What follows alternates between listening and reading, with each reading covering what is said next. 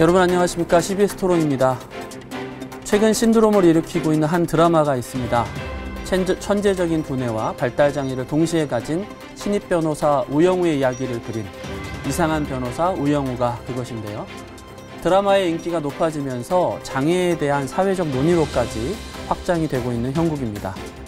한편에서는 드라마 주인공 우영우와 또 현실 속의 장애인을 바라보는 시민들의 온도차를 지적하는 목소리도 나오고 있습니다. 이 문제는 한국교회도 같이 고민해 봐야 할 지점 같습니다. 그래서 오늘 토론에서는 두 분의 패널을 모시고 장애에 대한 이야기 나눠보도록 하겠습니다. 네, 패널을 소개하도록 하겠습니다. 먼저 새신교회 겨자씨 센터장 한창희 목사 나오셨습니다. 안녕하세요. 발달장애인 어머님이시고 장애인 활동 보조인으로 활동하고 계신 최수희님 나오셨습니다. 안녕하세요. 네, 두 분 자리해 주셔서 감사합니다. 네. 간단하게 자기소개 부탁드리겠습니다. 네, 저는 한창희 목사입니다. 새신교회에서 발달장애인 돌봄센터를 운영하고 있는데요. 거기 겨자씨 센터에 센터장으로 있고요. 또 주일날 발달장애인 부서인 믿음부의 담당 목사로 사역하고 있습니다. 네, 고맙습니다. 네, 제가 편의상 호칭을 어머님으로 하도록 하겠습니다. 네. 네, 간단한 소개 부탁드리겠습니다. 네, 저는 장애인 예배실에서 봉사하고 있고요. 또 활동 보조인으로 일하고 있습니다. 또 저희 아이 같은 경우에는 자폐성 장애, 그러니까 옛날로 말하면 중증 장애인에 속하는 1급에 속하는 중증 자폐 장애 1급 29살짜리 엄마입니다. 네. 오늘 귀한 자리 나와주셔서 감사하고요. 네. 네, 저희 잘 듣겠습니다. 고맙습니다. 네. 자, 우리 최근에 발달장애인 변호사로 나오는 이제 이상한 변호사 우영우 드라마가 화제인데요. 보셨나요? 너무 애독하고 있습니다. 네. 애청. 네. 목사님도 보셨고요. 네, 잘 보고 있습니다. 어떠신가요? 이게 사람들이 좋아하기도 하고 재밌는 내용도 많이 있는데 실제 보시는 소감이랄까? 네. 어떤 게 보고 계시는지요? 저희 애가 자폐성 장애예요. 네네. 그리고 이제 우영우 같은 경우에는 서번트, 그러니까 천재적인 의미를 좀 가지고 있는데 저희 아들하고 조금 같이 비교되는 그런 이야기가 좀 있는 듯해서 더욱더 관심 있게 보고 있는 편입니다. 네, 그 얘기는 조금 이따 더 해주실 것 같고요. 목사님 어떻게 보고 계세요? 네, 저도 평소에 드라마를 좀 즐겨보는 편인데 우영우 같은 경우에는 자폐를 소재로 하고 있기도 하고 또 한국 사회에 굉장히 이슈가 될 만한 내용들을 잘 다루고 있다고 생각해서 굉장히 재밌게 보고 있습니다. 제 주변에도 얘기를 많이 하는데요. 그런 이제 드라마가 인기가 높아지면서 장애에 대한 인식이랄까 뭐 이런 게 확실히 달라진다 이렇게 느끼시나요? 사실 현실에서 그렇게 장애에 대한 인식이 달라진다라는 것은 잘 느끼지는 않고요. 다만 이제 SNS나 이런 데서 워낙 회자가 되고 있고 이야기가 되고 있으니까 그런 논란들은 좀 자세히 살펴보고 있습니다. 어머님 입장에서는 어떠신가요? 이런 말씀 좀 드리기는 그렇는데 저는 이제 지금 시기적으로도 코로나고 또 장애인 엄마들은 사회 활동을 하는 것에 많은 제약이 있는 시간들이 있어요. 그러니까 일반 사람들처럼 사회 활동을 많이 하지는 못하기 때문에 특히 이제 저희 장애우들 엄마 예배 모임이나 그런 데서 이야기를 하지만 뭐 그런 시간조차도 나눌 수 있는 환경은 아니고요. 아이들에게만 오로지 집중해야 하기 때문에 뭐 지나가다가 우영우 버스 광고를 보기도 하고 또 뭐 넷플릭스 지금 현재 뭐 1위 된다 뭐 네네. 하는 그 정도로만 지금 그래도 어쨌든 자폐에 대한 그 이미지를 부각하고 있기 때문에 관심 들여서 매일매일 보는 것으로 참 감사하게 느끼죠. 네. 이런 드라마가 화제가 돼서 자폐라고 하는 특정적인 장애가 네. 소재가 되고 회자가 되는 거를 반기시는 입장일 수도 있고 걱정이 될 수도 있는데 어떤 쪽에 속하세요? 모든 일에는 O와 X는 다 있다고 생각합니다. 네네. 그거에 있어서는 뭐 모든 사람들이 판단해야 될 몫이라고 생각하고요. 일단은 사회적으로 장애인에 대한 이미지가 뭐 부정적인 시각들이 많이 일 수도 있고 불편함을 주는 사람들이라는 시각에서 생각한다면 그런 시각을 깨고 싶다는 의미에서는 엄마로서는 반기는 편입니다. 네. 목사님은 어떻게 보시겠어요? 네, 저도 드라마 가지고 있는 순기능과 역기능이 다 있다라고 생각하는데요. 그렇죠. 그에 비해서는 순기능이 좀 더 이번 거는 크지 않을까라는 생각을 좀 하고 있고 그 순기능은 아무래도 장애인에 대한 장애 인식 개선의 효과가 있지 않나라는 생각을 하게 됩니다. 이제 우영우라는 변호사 이야기를 보고 나서 사람들 자기 주변에 일상에 숨어 있었던 자폐 장애인들 또는 발달 장애인들을 아마 일상 속에서 아마 발견하게 될 것이고 그런 면들이 장애인을 이해하는데 굉장히 도움을 주지 않을까라고 생각하고 있습니다. 네.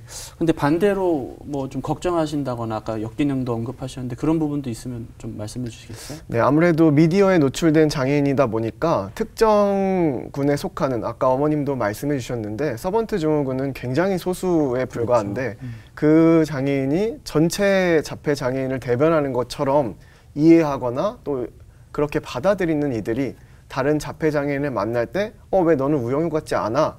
라고 질문하거나 그렇게 다가가거나 이런 부분이 조금 우려되는 부분은 있습니다. 조금 더 좀 사례가 어떠실 건지 모르겠는데. 예, 그러니까 뭐 아까 목사님께서도 말씀하셨던 것도 중복되는 면이 없지 않아 있는데요. 네. 진짜 서번트 장애, 자폐 장애인 같은 경우에는 정말 극소수에 달합니다. 네. 그리고 저로서는 이제 중증 자폐성 장애 엄마인 것을 말씀을 드리자면 네. 정말 생활하는 거에 대한 그런 문제들이 너무나도 심각하거든요. 특히 자폐성 장애라는 것은 자기 울타리에 갇혀서 사회성이 절대적으로 안 되는 자폐성 장애예요. 일반 장애들하고의 특성이 너무나도 상반되기 때문에 그런 거에 대한 이미지가 우영우가 너무 사회적으로 사람들을 대하는 그런 느낌이 너는 왜 이런 걸 못하나 라는 이미지로 자꾸 그렇게 해석을 하신다는 거에 대한 우려는 좀 계속하고 있는 편입니다. 네. 이 드라마에서 우영우 변호사는 이제 자폐 스펙트럼 중에서도 아까 서번트 혹은 아스퍼거 신드롬을 갖고 있는 걸로 나오는데 사실 이제 저희는 주제가 그거보다 조금 넓어서 발달 장애인이라고 하는 조금 더 큰 범위를 다루고 얘기를 하면 좋겠다. 근데 그 부분에 대한 이해가 좀 없을 수도 있는 것 같은데 우리 목사님께서 그 발달 장애라는 거에 대해 설명을 좀 부탁드리겠습니다. 네, 먼저 발달 장애라는 말 자체는 넓은 의미로는 18세 또는 22세 이전에 출현되는 사고나 질병으로 인한 장애와는 달리 인간의 성장 발달 과정에서 과정의 장애다라고 명명을 합니다. 좁은 의미로는 옛날에는 자폐성 장애만을 뜻하는 말이 발달 장애였어요. 그런데 이제 법이 개정되고 발달 장애인 법이라고 부르는 발달 장애인 권리 보장 및 지원에 관한 법률에서 발달 장애인에 대한 장애인 복지법에 따라서 세 가지로 정의를 합니다. 첫째는 지적 장애인입니다. 지적 장애는 지능 지수로 판단을 기준을 평가하고요. 이 지능 지수가 70 이하다라고 하는 것으로 진단해서 이 부류에 해당되면 지적 장애인이다라고 하고 이게 이제 첫 번째 발달 장애인 분류에 들어가고요.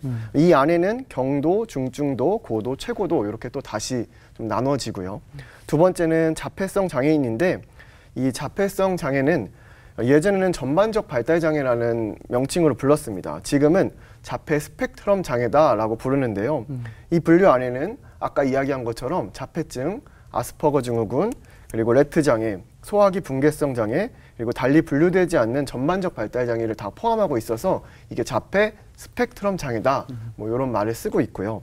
그다음 세 번째는 그 밖에 통상적인 발달이 나타나지 않거나 크게 지연되어서 일상생활이나 사회생활에 어려움을 느끼는 제약을 느끼는 사람으로서 대통령령으로 정하는 사람을 나타냅니다. 이렇게 세 가지 범주에 포함되는 사람들을 우리가 통칭해서 발달 장애인이다라고 부르고 있습니다. 지적 장애와 자폐 그 밖에 이렇게 세 그룹으로 나눠진다고 말씀해 주셨고 어머님께 좀 여쭤보고 싶은데 발달 장애인이라고 통칭할 때 우리가 보호자로서 일상에서 겪는 어려움이랄까 네. 그런 게 좀 있으실 것 같아요. 그런 게 네. 있으면 좀 말씀 부탁드리겠습니다. 저 같은 경우에는 생활하는데 불편이 너무도 많습니다. 네. 저희는 진짜 옛날로 기준으로 한다면 장애, 자폐성, 체중증인 1급 엄마이거든요. 그러니까 매일매일이 어렵습니다. 솔직히 이거는 겪어보지 못하신 분은 정말 감히 상상도 못하실 일이라 생각하는데 특히 이제 집안에 이제 대소 큰 일들이 생긴다면 주위로부터 도움도 받죠. 활동 보조인이나 주위에 이제 이웃들이나 이런 경우에 도움을 받는데 제가 이제 아이를 이제 옆에다 두고서 네가 도움을 청해 이렇게 말할 수 있는 조건은 절대 아닙니다. 아이들이 언어에 대한 어휘력도 확실히 부족하고요. 자기를 표현할 수 있는 그런 어휘가 많이 떨어지다 보니까 도움을 받을 때마다 제가 꼭 개입을 해야 되는 그런 번거로움이 생기죠. 그래서 저희 같은 경우에는 큰 일에 집중도 하지도 못할 뿐더러 그 생활이 매일매일 그 도와주시는 분들에게 대해서 계속 그 연락을 계속 하면서 큰 일에 집중해야 되니까 양쪽 두 일에 대해서 얼마나 산만해지겠어요. 그러다 보니까 저를 비롯한 최중증이나 중증 이상의 부모님들 같은 경우에는 일에 집중도 못하고 또 아이들에 대해서 해결도 못하는 아주 산만한 생활이 매일매일 이제 겪게 되는 힘듦이죠. 근데 어디 외출을 해야 된다거나 네. 아니면 바깥에서 교회라든가 어디 공적인 자리에 갈 때 아이를 보는 시선이랄까 뭐 그런 부분에서 느껴지는 어려움이나 이런 것도 있으신가요? 그거는 당연히 이때까지 이제 저희가 이제 거진 30세가 이제 내년이다 보니까 많이 겪게 되는 문제이죠. 네. 그래도 이제 다행히 저희 애는 좀 온순한 편이에요. 다른 이제 굉장히 소란스럽고 또 뭐 상동 행동이 많은 아이에 비하면은 감사한 일이긴 한데 그렇기 때문에 오히려 제가 더 당당해지려고 노력해 줄 수 있는 제가 노력할 수 있는 조건의 애인입니다. 저희 같은 경우는. 근데 그렇지 못한 어머니 같은 경우에는 더욱더 힘드시라 생각합니다. 근데 이제 저 같은 경우에는 그것을 이제 많이 컨트롤하려고 하고 있고요. 일반적인 시선에서 사람들이 어떻게 해석하나 그런 거에 대해서도 좀 고민을 많이 하고 살아왔습니다. 그래서 가급적이면 많은 사회 활동을 할 수 없고 또 제가 이제 교회에서 이제 오랜 시간을 보다 보니 이제 일반적으로 교회에다 많이 아이를 보내봐서 거기에서 좀 많이 편안해졌어요. 예, 어쨌든 제가 모태신앙이기도 하고 이러니까 그래서 교회만큼은 제가 더 당당하게 내 아이를 보여줘야겠다. 그런 생각으로 많이 접근하는 편입니다. 네. 아니 제가 그 말씀을 드렸던 이유가 7월 26일인가 전국 이제 장애인 철폐연대 저희 프로그램에서 토론에 나오시기도 했었는데 이제 이 우영우라는 드라마에 대해서 이색적인 만평을 냈더라고요. 보셨는지 모르겠는데 네. 우영우는 아무래도 능력도 좋고 사람들이 사랑스럽고 하니까 사람들이 좋아하는 평도 많은데 그렇지 않은 다른 장애를 가진 사람들에 대한 시선이 다르다. 그 온도차를 지적하는 거였고 장애인들이 이제 그 시위하는 그런 것들에 대해서 되게 불편한 그런 이중적인 잣대를 보인 그런 게 내용이 있었는데 보셨나요 혹시? 예, 봤습니다. 그 만평 보시면서 좀 어떻게 느끼셨는지 궁금하거든요. 저는 그 만평을 보면서 좀 많은 생각을 하게 되었는데 이 사회 구조적인 문제가 이 안에 포함되어 있는 게 아닌가라는 생각을 좀 하게 되었고요. 우리가 자본주의 사회에서 살아가다 보니까 이 자본이 굉장히 중요하게 여겨지고 노동이 곧 자본이 되고 그래서 이상한 변호사의 우영우는 변호사라는 직업을 가지고 이 자본을 생산하는 활동을 하니까 사람들의 인식 속에는 우영우는 사회에 필요한 사람 또는 사회에서 굉장히 중요한 역할을 하는 사람 이렇게 이해하는 부분이 있고요. 반면에 지하철에서 시위하는 장애인들을 볼 때는 나의 노동의 출근길을 방해하는 어떤 존재 이런 식으로 인식을 하다 보니 이거는 불편하고 우영우는 굉장히 매력적으로 다가오고 이런 좀 차이가 있지 않는가. 그래서 우리가 이 자본주의 사회에서 너무 사람을 자본으로 평가하거나 좀 가치 기준으로 매김하거나 기준으로 평가를 하거나 이런 부분들이 앞으로 좀 개선돼야 되는 부분이 아닐까라는 생각을 좀 하게 됐고요. 더불어서 저는 이제 발달장애인의 사역을 하게 된 계기가 이 발달장애인 직업재활 훈련 시설에서 처음 이제 봉사를 하면서 발달장애인을 처음 만나게 됐거든요. 근데 이 친구들의 매일매일 하루를 기뻐하고 행복해하고 감사하는 모습을 보면서 아, 하루가 이렇게 행복할 수 있는 거구나 라는 걸 깨닫고 이 친구들과 함께 좀 시간을 보내야겠다.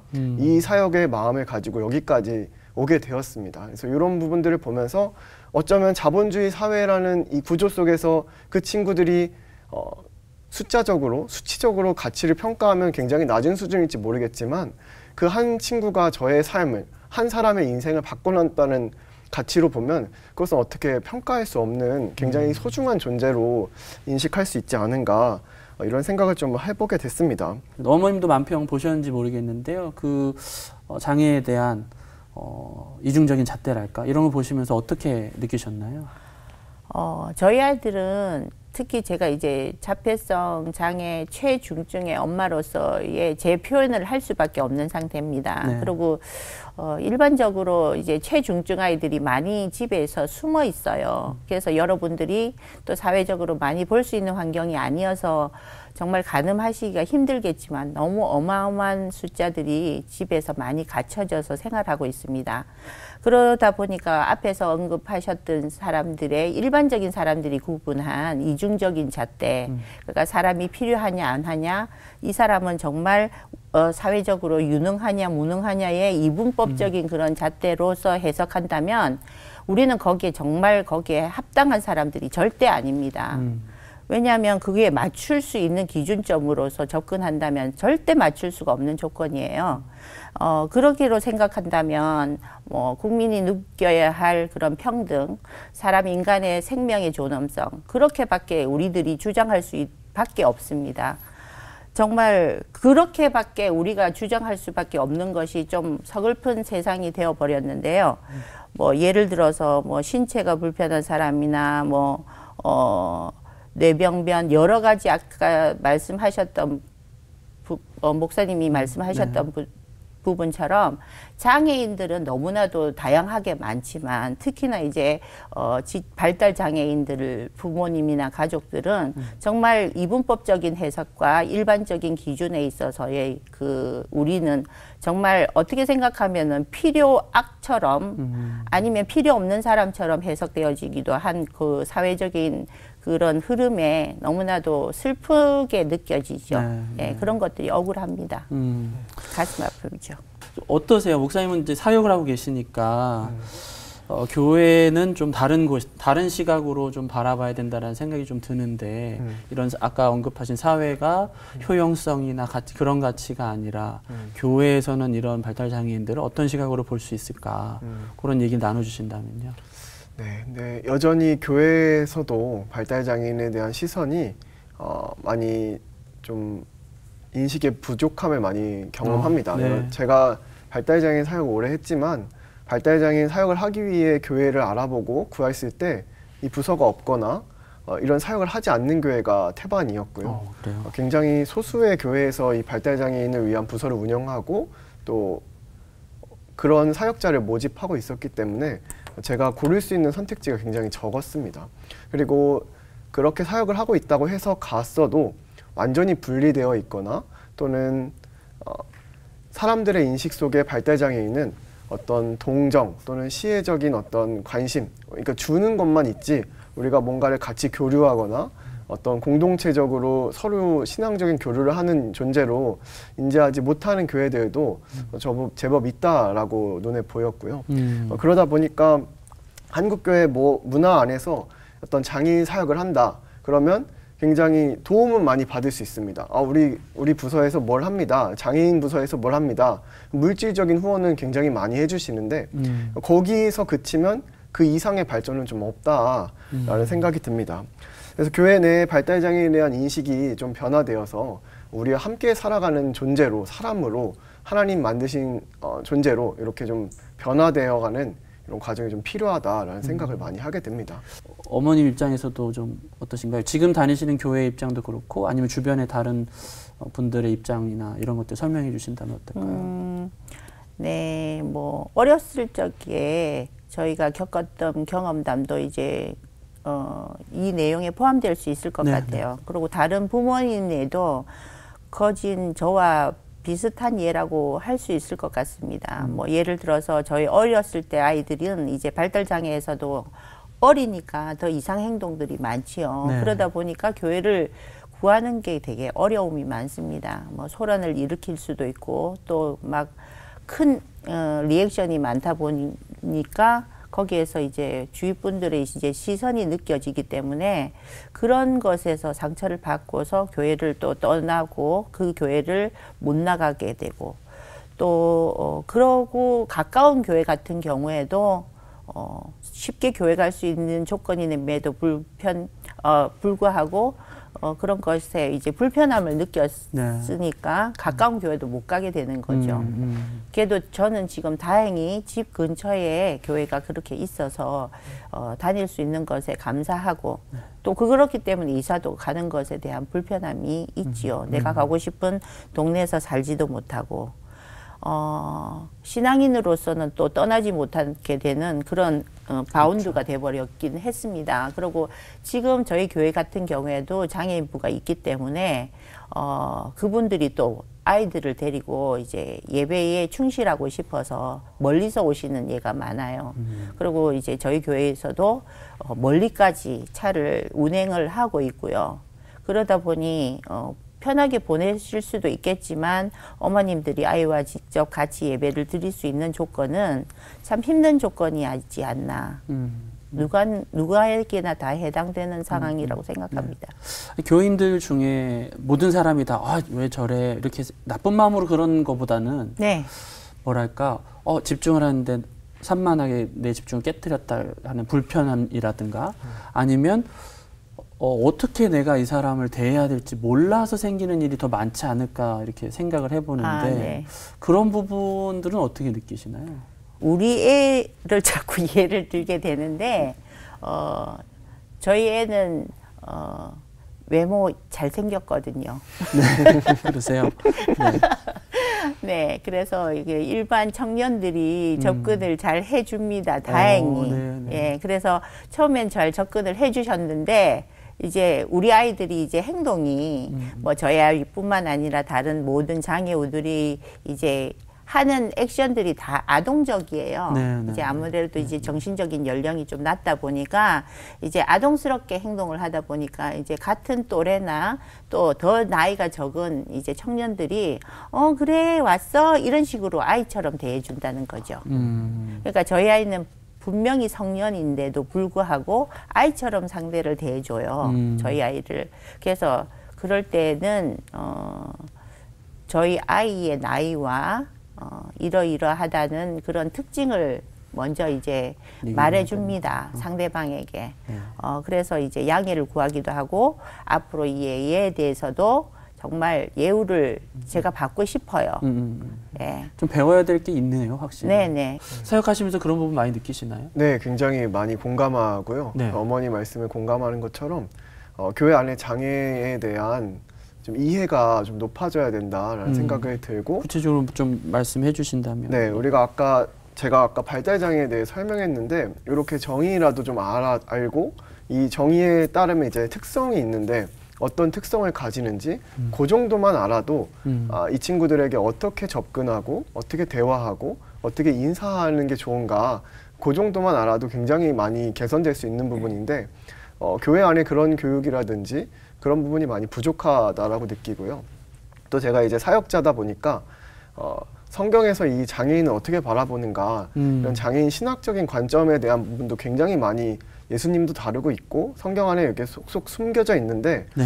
그런 거를 신학교에서는 한 번도 들어본 적이 없고 저는 외부에서 이제 책을 통해서 좀 장애인 신학 이런 걸 좀 경험하다 보니까 교회 안에 이 장애인 신학을 좀 공부하고 가르치고 알릴 필요가 있겠다라는 필요성을 좀 많이 느낍니다. 네. 또 다른 문제가 아까 우리 목사님께서 그 장애인과 비장애인을 불편함이나 이런 부분이 생기니까 분리하는 형태가 많다. 그 문제 지적해 주셨는데 현실적인 이유가 있긴 있을 거예요. 그죠? 그런데 어쨌든 사람들이 만나고 이렇구나 저렇구나 하려면 좀 부딪히는 기회가 있어야 되는 건데 그러지 못하는 것 같은데요. 어떠세요? 좀 이렇게 장애인과 비장애인들이 어떤 식으로 좀 만날 수 있는 기회가 높아졌으면 좋겠다고 생각하시는지 그런 부분에 대한 얘기도 좀 부탁드리겠습니다. 제가 예배를 드려보면은, 뭐, 저희 아이의 기준으로서는 해석할 수는 없고요. 그러다 보니까 이제 통합이 좋냐, 나쁘냐, 물론 통합으로 가는 것은 바람직한 예라고 할 수 있지만 그것은 장애 엄마들에 대한 그것은 욕심이라고 생각이 듭니다. 그것도 어느 정도는 양보는 할 거는 하고 또 배려를 받고 싶을 때는 받을 수 있는 그런 것들이 필요할 것 같아요. 너무 뭐 장애인이라고 해서 사회적으로 내가 받고 싶은 거는 이거 다 받고 싶어. 이렇게 하는 것도 무리라고 생각합니다. 서로 양보를 받고 서로 양보를 할 수 있는 그런 전반적인 양보와 배려는 필요하다고 생각을 하거든요.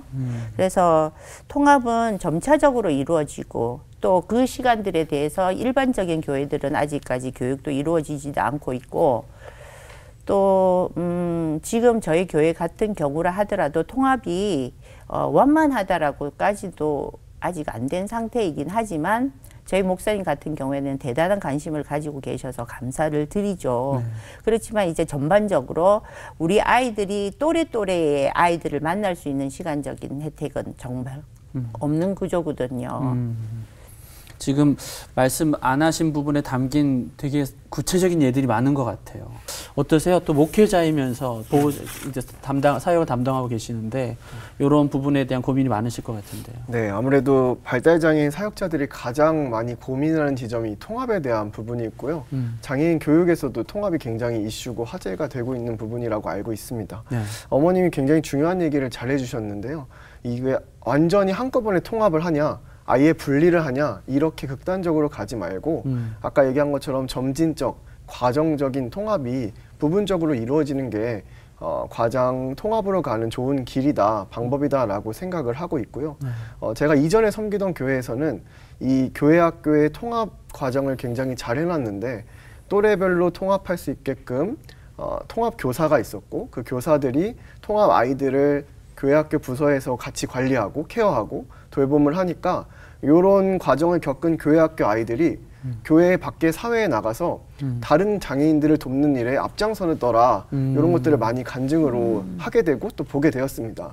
통합은 분명히 필요하는데 아까 이야기한 것처럼 어머니 말씀처럼 서로 배려하고 소통하고 과정과 점진적인 과정을 통해서 잘 이루어지면 너무 좋겠다라는 생각을 가지고 있습니다. 혹시 오늘 여러 가지 말을 다 하실 수 없어서 좀 아쉽지만 정리하면서 이 얘기는 꼭 했으면 좋겠다 하고 고민하시거나 얘기 나눌 게 있으시면 좀 마지막으로 부탁을 좀 드리겠습니다. 네, 최근 발달장애인 참사라고 불리는 발달장애인 가족의 극단적인 선택에 대한 뉴스들이 굉장히 많이 나왔습니다. 네.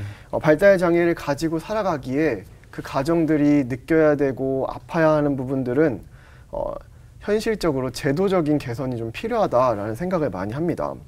아까 답변에서도 이야기한 것처럼 이 자본주의 사회에서 발달장애를 가지고 이 사회에 살아간다라고 하는 아픔, 그 사회적 약자, 이것에 대해 좀 공감해주면 좋겠고요. 이상한 변호사 우영우가 드라마가 화제가 된 것처럼 발달장애인에 대한 관심이 높아지고 관심이 높아지면 이해하려고 하는 노력이 생기고 이해하려는 노력이 생기면 소통이 생기고 이 소통을 통해 많이 개선되면 좋겠다라는 생각을 가지고 있습니다. 마지막으로 더불어서 교회가 그 역할을 정말 잘할 수 있는 공동체라고 저는 믿습니다. 이 프로그램을 보는 분들께서도 이 발달장애인 가정에 대한 관심을 조금 기울여 주시고 법과 제도가 이들의 삶을 뒷받침해 주도록 또 교회 공동체가 함께 협력해서 아름다운 친환 공동체로 성장해 나갈 수 있도록 함께 해주시면 좋겠습니다. 네, 좋은 말씀 감사합니다. 우리 어머님도 마지막으로 못하신 얘기 중에 있으시면 또 보신 시청자분들 위해서 말씀 부탁드리겠습니다. 네. 주님 안의 사랑은 사람은 다 소중하고 또 사랑받을 권리가 있다라고 저는 생각합니다. 또 부모인 입장에선 또 그렇게 믿고 싶습니다. 교회에다가 말씀드리고 싶은 내용은 다른 일반인 성도와 같이 예배를 드린다는 것은 장애인 엄마들 가족이 다 같은 환경 속에서 통합 예배를 드린다는 것은 참 무섭고 두려운 환경이에요. 정말 상동 행동이 많거나 때로는 고함을 지르는 아이들도 많거든요. 네. 그런 아이들의 가족이 일반적인 성도님들과 함께 예배를 드린다는 것은 정말 상상할 수도 없는 큰 두려움과 용기가 필요하지 않을까 싶습니다. 그래서 일반 교회인들이 그런 부분을 좀 많이 좀 이런 기회를 통해서 많이 아시게 됐으면 좋겠고 또 가족인 장애인 분들 부모님한테도 저도 솔직히 부탁드리고 싶은 게 있어요. 왜냐하면 아이를 자꾸 보여줘야 돼요. 보여줘야지 상대방들이 또 일반 사람들이 그 아이들의 특징을 알 수 있게 되고 아 내가 저런 아이를 봤는데 아 그럴 때는 이렇게 하더라 누군가가 이렇게 보여주기식이 되면 오히려 도움을 다른 장소에서도 도움을 받을 수 있는 환경이 조금씩 열린다고 생각합니다. 정말 최중증이어서 집안에 있는 집 구석 한 기퉁에 있는 그런 아이들까지도 조금 나와서 교회만큼은 예배를 드릴 수 있는 그런 편안한 장소가 정말 하나님의 교회 그런 게 됐으면 좋겠어요. 그래서 장애 엄마들도 일반 교인 성도들한테 정말 미안하고 정말 무섭겠고 정말 여러 가지 힘든 생각들을 많이 하시겠지만 조금 우리 아이를 조금 그럴 때는 먼저 생각하시면서 우리 아이들이 내가 키우고 있는 이 아이들도 분명히 하나님 앞에서 사랑받을 권리와 가치가 있다라는 그걸 생각하시면서 조금 더 당당하게 도움을 받고 도움을 요구할 수 있는 그런 분위기가 저는 돼야겠다고 생각하고 싶습니다. 네.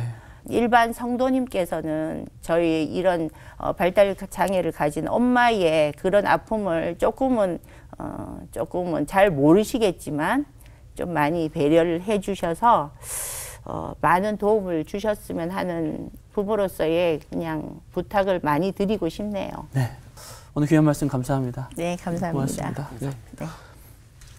2020년 상반기 8명의 발달 장애인과 그 가족이 잇따라 숨진 사고 기억하시죠? 장애인 단체와 시민사회는 이를 국가의 지원책이 부재로 발생한 사회적 재난으로 규정하고 있었습니다. 발달 장애인 참사라고 명명하기도 했고요. 한편에선 이상한 변호사 우영우라는 사랑스러운 드라마가 선사하는 기쁨을 의미하다가도 평소 우리 주변 장애인과 그 가족들의 목소리에 얼마나 귀 기울였나 돌아보면 또 마음이 먹먹해지는 것 같습니다. 이제라도 드라마에서 얻은 감동과 깨달음을 판타지 속 캐릭터가 아닌 현실에서 마주하는 수많은 우영우들에게로 돌리는 것이 한국 사회와 교회가 해야 할 길이 아닐까 그렇게 생각해 봅니다. 오늘 CBS 토론은 여기서 마치겠습니다. 시청해 주셔서 고맙습니다.